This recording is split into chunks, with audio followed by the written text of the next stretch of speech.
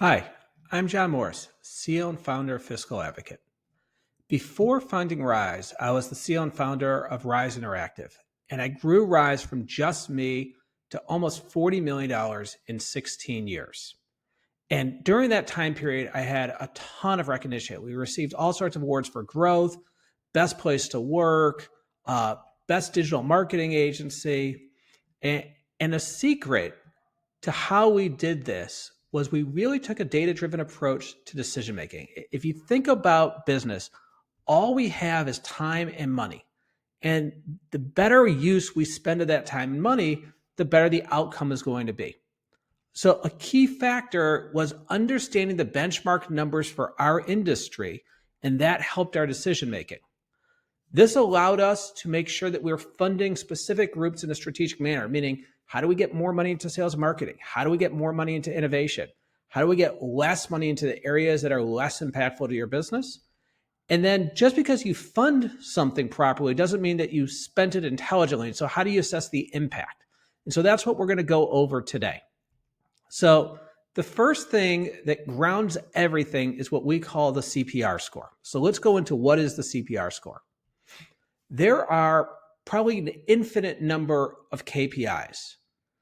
I believe that there are only 3 KPIs that matter, and all of your decision making should revolve around those 3 KPIs. So the first one is how much cash you have relative to your monthly overhead. The second is your profit margin. And the third is your revenue growth. How fast are you growing on a year-over-year basis? So the CPR score is our machine learning algorithm that takes these 3 inputs and gets it down to one number. Think of it as like your credit score, but rather for you as an individual, it's for your business. And where I want you to be is at a 60 or higher.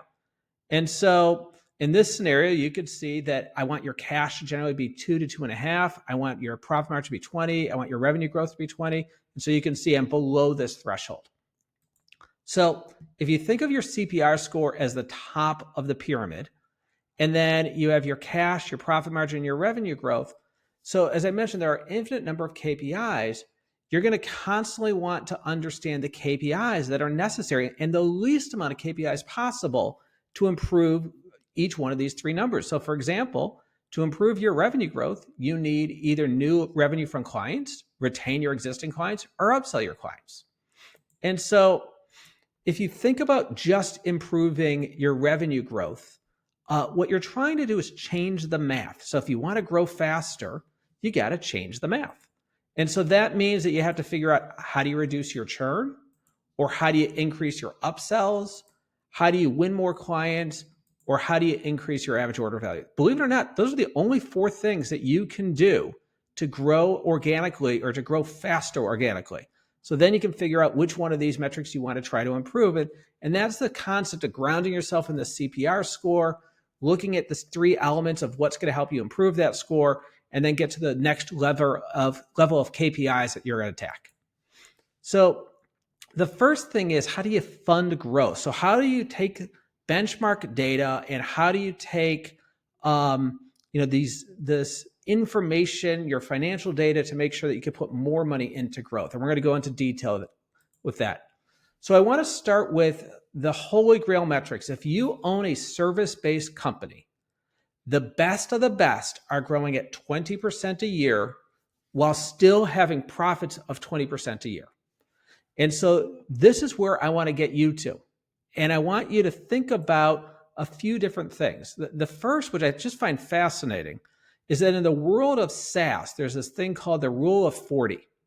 And the rule of 40 is basically saying that whatever your growth rate is, plus your profit margin, that should equal 40%. So for example, if you're growing at 40% a year, in the world of SaaS, they're okay if your profits are 0, because 40 plus 0 equals 40.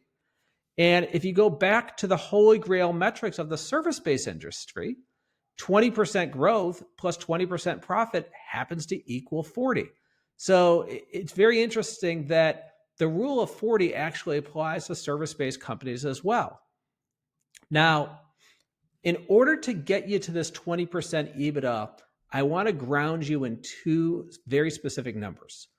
The first is this gross margin number. This is, believe it or not, the most important number to know. I can't tell you how many companies I've analyzed that do not know their gross margin. So you get 50% of your revenue to service your customers. That means that the payroll that you provide, the freelancers, any technology to service your clients, any travel and entertainment for clients, any client gifts, you get 50%. And your gross margin is what is left over. So just to give you a quick example, if you have 10 million in revenue and a 50% cost of service, meaning 50% to service your customers, your gross margin is what is left over. It's 50%. So that would mean 10 million revenue, 5 million to service your customers, 5 million in gross margin. If you have a 30% gross margin, that means that you spent 7 million of that 10 million. And so you would only have 3 million left over. So we want you to have 50% gross margin. The next is this thing called SG&A, which stands for Selling, General, and Administrative Expenses. The best way to think about it is this is all the money that you spend on that do not relate to client work. So your sales and marketing, your finance team, your HR team, your executive team, and you get 30% of your revenue to service those customers. And that will leave you with the 50% left over after servicing your customers, minus your 30% SG&A. That gets you to your 20% EBITDA. So these are the framework to your benchmarking information. Now, just to quickly go over some of these benchmark numbers, you get 20% revenue growth is your target. You want a target of 50% gross margin. And then we're going to take your SG&A and we're going to break it down into even more detail. I do not care if you are 1 employee or 3,000 employees. All of your expenses can fit into 3 very specific buckets. The first is growth, sales and marketing. The average company spends 8% of their revenue on sales and marketing. The next one is your back office. So the way I define operations is HR, legal, corporate IT, and general administrative expenses. So if you take those 4 things plus your finance department, you get 15% of your revenue. Your executive team, which is your CEO and any leader that is not managing a specific function, such as like a president, an executive assistant, any ancillary things such as memberships or cars, all go into that 7%. And that equals your 30%. Next is the 20% EBITDA that we mentioned as a target. And then the last one, which is more of a balance sheet item, but I believe is really important, is R&D. I want your business to be better at the end of the year than it is at the beginning of the year. And I recommend that you spend 5% of your revenue on R&D. So when you think about what to fund, what I want you to fund is sales and marketing, and I want you to fund R&D. By funding these 2 areas, you should be putting yourself in a better position to win more clients, and you should be putting yourself in a better position to innovate and make sure that you can reduce churn and that your product is producing a higher quality output for your customers on a year-over-year basis. So the idea is, if the average is 8%, how do you spend more than 8% on sales and marketing? And how do you spend more than 5% on R&D? So let's go into first the benefits of R&D. One, it can increase your new business wins. You know, if you come up with something really cool and innovative and no one else is talking about that, that should help you have your salespeople have something to talk about in that pitch. It also can allow you to increase your average order value because if you have a premium product, you can charge more for that product. Reducing churn. So if the idea is that whatever the results that you're trying to get for your clients, if your innovation helps improve those results, you should reduce your churn, as well as increase your upsells. And lastly, or not lastly, but second to last, is it will improve your gross margin. You can service your customers more profitably. And then lastly, and I think this is a really important one, in this world of AI, where there's a lot of disruption to the service sector, it can ensure that you stay relevant while your competition is not making these investments. Now, what I generally recommend is that you got to define the primary focus. So you can't innovate just to improve all of these metrics at the same time. You might get ancillary benefits, but I'll just give an example. I spent a lot of my time and energy at Rise focusing on improving gross margin. And the idea behind it was that we were putting manually thousands and thousands of hours of reports together. And I wanted to automate that. Now, it helped me win new business. It helped reduce churn. It helped improve the overall experience for our customers. So there are all sorts of ancillary benefits, but that was the primary focus. When I left and Larry Fisher took over as the CEO of Rise, he really wanted to focus on the customer and how does it help them sell more stuff. And I would really put that really in the reducing churn area, because, if you're having a greater output in terms of the results, you're going to see the impact there. And once again, that also helps you win new business and all sorts of other benefits, but you got to pick one primary focus. Now, let's get into the ways that you can fund growth. So my favorite is gross margin improvement. And so if you can service your customers more profitably, it gives you more money to put into innovation, sales, and marketing, or just have more profits at the bottom line. The next one is you can lower the targets for the other SG&A areas. So how do you support your operations and finance rather than 15%? Can you get it down to 12%? Can you get your executive team from 7% to 5%? And so these are in other areas. And then you can also take a private equity approach. And what I mean by that is rather than have a 20% EBITDA target, you might have a 10% EBITDA target. And so you could use those extra points to invest in the business. So those are the three major areas that you can use to fund your growth. Now, I was gross margin obsessed at Rise. I'm gross margin obsessed at Fiscal Advocate. I recommend that you become gross margin obsessed as well. Now, let me just give you a real good example. Company one has $25 million in revenue with a 30% gross margin. That means that they have $7.5 million to invest in their business or put in their pocket. Company two has a $25 million in revenue, so same revenue, but they have a 50% gross margin. But look at this. They have $12.5 million available to invest. That's $5 million more than company one. And I can't tell you how many times I see identical businesses that sell the exact same thing, but don't have the same gross margin. And so company two is at a major advantage relative to company one. So let's talk about target improvements. If you look at the operations and finance, you can see exactly how much you're supposed to spend in each one of these areas.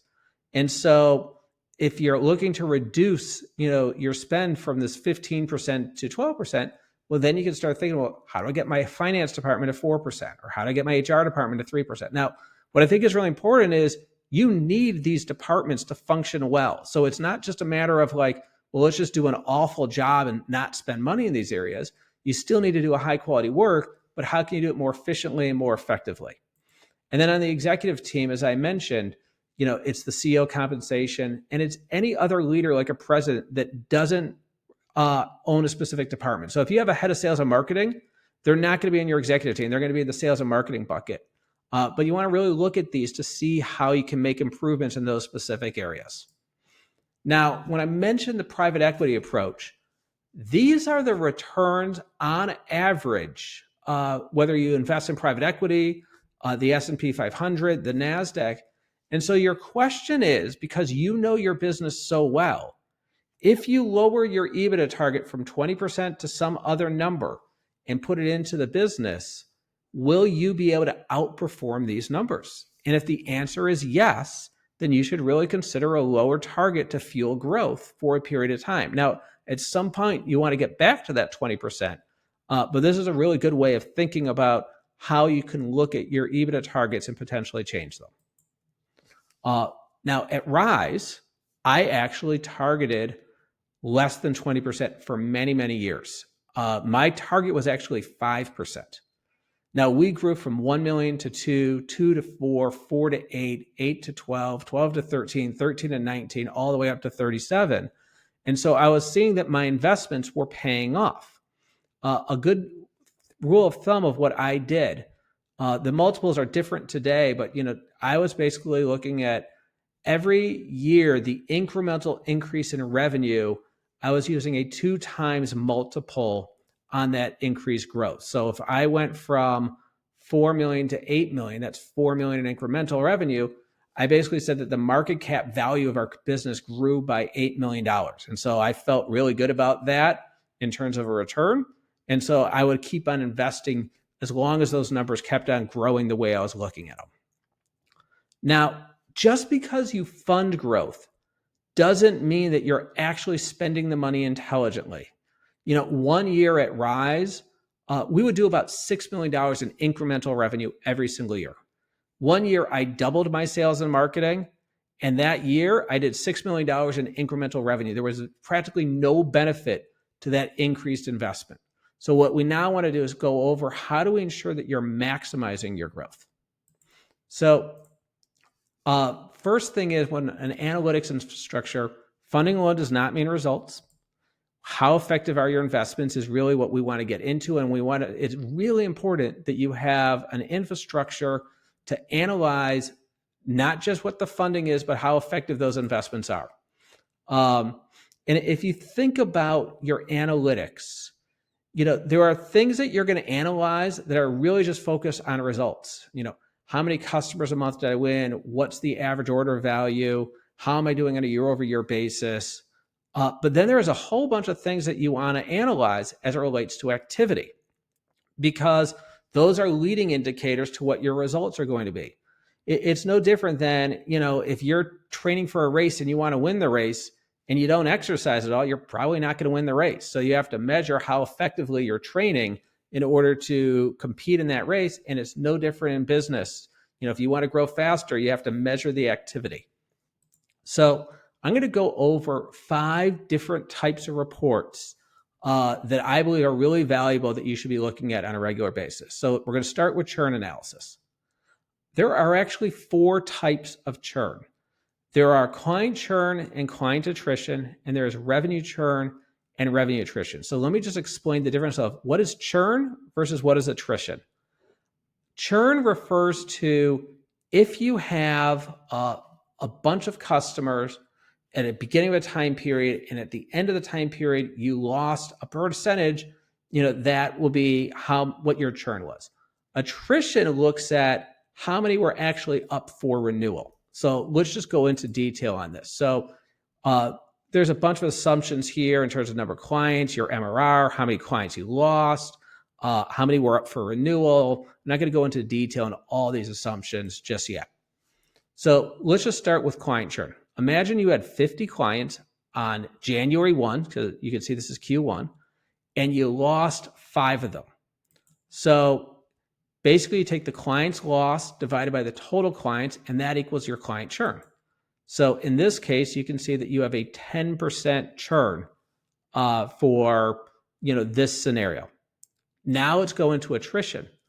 Imagine you lost 5 clients. You still had the 50 that started on January 1, but only 12 were up for renewal. Well, in that case, it's the clients lost divided by what was up for renewal.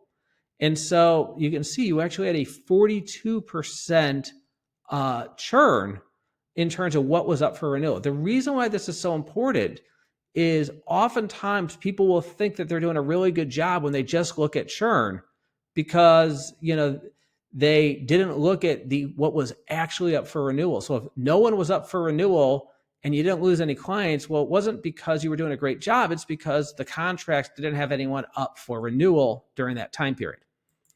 So revenue churn and revenue attrition is very similar. So in this scenario, if you have MRR of $1 million on January 1, and by the end of it, you only have $800,000, you can see the MRR loss divided by your total MRR is your revenue churn. And so in this case, it's 200,000 divided by $1 million, which equals 20%. But then if we go into your revenue attrition, you can see that 400,000 was up for renewal. So 600,000 was guaranteed no matter what.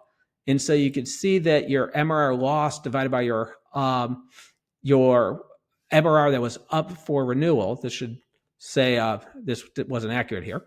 So you can say 200,000 divided by what's up for renewal equals 50%. So your attrition was much worse than what your churn showed to be. Now, the next report that I would like to show is cohort analysis. This is going to show you over time how effective you are at your sales and marketing and how effective that is in terms of keeping that revenue. So let's just go through this real quickly. In year one, the year is 2020, what it's showing you is that you won $10 million in revenue from your new business team in that year, and that's 100% of your revenue. Now, in year two, 2021, you can see that the new business team generated another $10 million in revenue that year, and you kept $5 million of the $10 million you won the year before. That was 33% of your revenue. And you keep on going through this every single year. What you're going to notice is, by 2025, if you just look at the impact your revenue had from your sales in 2020, it's 0% of your revenue. It represents 3% in 2024. And you can see that if you look at 2021, you have $2 million of your revenue at 9% and $2 million at 10% in 2024. So you can see, your 2021 class is actually doing a pretty decent job. And so you want to look at this to get an idea of how long are you keeping this revenue and how many years you get out. Just true fact, in 2019 at Rise Interactive, 19% of our revenue came from what we won in 2013. So, what we did in 2013 from a sales perspective was really effective and really powerful because I kept that revenue for many, many years after the fact. Third thing to look at is what I call the monthly opportunity report. This is probably one of my favorite reports, but I'm going to go through some quick definitions real quickly. So the first is this word MQL. It stands for marketing qualified lead. The way I define a marketing qualified lead is anybody who has expressed interest in working with you. Now, at this moment in time, you know nothing about them. You do not know if you want to work with them. And so generally you have to schedule a phone call to determine if you want to pursue them. A sales qualified lead, so an SQL, is after you have talked to them, you have decided, yes, this seems interesting. I would like to continue the conversation to see if I want to work with them.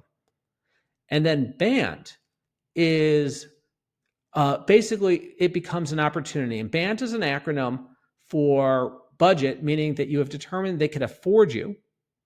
A stands for authority, meaning you're talking to the decision maker. Need is that they actually need your services. And T is timing, that they want to work with you in a fairly quick manner. And then the last one is contract signed. So now that we have those definitions, and you think of the sales funnel, and you think about marketing qualified leads, sales qualified leads, opportunities, and then people purchasing, what you want to do is take the sales funnel and flip it upside down. And the reason why is because the numbers are smaller at the top and the numbers are closer to revenue. So whatever is closest to revenue is really where I want you to focus your time. So I want you to focus on analyzing your BANT opportunities first before you get to SQLs and then before you get to MQLs. And so the monthly opportunity report really allows you to assess a lot of information. So let's go over this real quickly. So the first thing is, what I want you to be looking at is how many opportunities do you generate per month? So if you look here and you see, 6, 8, 6, 6, 5, 7, 6, this is an average of around 6 opportunities a month. If I'm to predict the future, I'm probably going to get 6 opportunities per month. Now, the next thing I want you to look at is how many clients you've won per month. Now, if you noticed in July, we have 6 opportunities and 0 won and 0 lost. Now, what that means is that these 6 opportunities have not made a decision yet. So most likely, if you have a 30 to 90 day sales cycle, by August, September, or October, you will know if these 6 opportunities are going to move into the won column, so they want to work with you, or the lost column, where they chose to work with somebody else or not pursue whatever you're selling. And so I like to make sure that you keep this within the same month. So even if you find out in August or September that something is going to be a yes or a no, you would go back to the opportunities in that month and you would change the status to either won or lost. This then would allow you to really analyze a lot of information. The other part that I want you to collect is the average order value. So in this case, it's MRR. So 0 to 25,000, 25 to 50, 50,000 plus. You can see what the MRR is for each one of these scenarios, and you can see your average MRR is around $60,000. Now, the other thing that you can do calculate is your win rate. So if you look here, we've won 20 clients and we lost 16. So 20 divided by the total number of opportunities where a decision has been made, 36, equals 56. So in this one report, we can see how many opportunities you generate a month. We can see how many you win a month. We can see what the average order value is, and we can see what your win rate. So there's a lots of information you can collect just from this one report. And also when you start thinking about changing the math, you can start thinking about, well, what do I want to do? If I want to focus on the win rate, or do I want to focus on the average order value, or if I want to focus on the number of opportunities, this is the example of conversations you could have to change the math to improve your sales and marketing. The next report is what I call your activity report. So if you look at the top at how many new customers a month you're winning, and you want more customers, well, go back into my results and activity example. Now we have to start looking at, well, what's the activity that is happening? So for example, if you take this word ICP, it stands for your ideal client profile. So these are people that you really want to work with, and you see how many meetings a month you're generating. Well, that might be the statistic where you're saying, you know what? We got to get this number up. So we got to make an investment in the top of funnel to have more people meet with our ideal client profile. So how do we get that to, rather than an average of 7 or 8 per month, how do we get that average up to 10 a month or 12 a month? And that should have an impact to your new customers. Now that, I'm not saying that that's the metric you need to focus on. What you need to do for your business is look at how many of these activities are you doing, measure them, and then make sure from there that you know which number you want to improve and really focus on improving that number. The last report I want to go over is this idea of your cost per acquisition or break-even analysis. And I really want you to know both. So CAC stands for cost per acquisition. Break-even analysis stands for how many months will it take for you to break even based on the investment you made in sales and marketing. So let's look at a few different metrics. So the first one is, in this scenario, you're spending $500,000 in sales and marketing per quarter, or $2 million in total. You are generating 12 new customers, then 8, then 10, so 44 a year. And so if you just want to calculate your cost per acquisition, you're going to take your total spend, so in this case, $2 million, divided by the total number of customers, and you're generating $45,000 to acquire a customer. So that's how much it costs for you to acquire a customer. Now you want to get into the break-even analysis. So if you take the contract value and you want to then look at the gross margin, so in this case, you're going to have $3.75 million. And you're then going to want to look at your overall spend. And you're going to want to look at how many months does that take based on this information. So just to calculate this, if you take $2 million your spend divided by the monthly gross margin, so you're taking this 3.75 and divide it by 12, that will give you an idea of how many months it will take for you to break even. Now, in an ideal scenario, depending on your business, like if you have MRR and you keep your customers for many years, I would say 12 months would be the maximum I would want in terms of your break-even analysis. 6 months is really good, and under 3 months is phenomenal. And so just to give you an idea of how to use this information to your advantage. I hope you found this helpful, and let's get growing.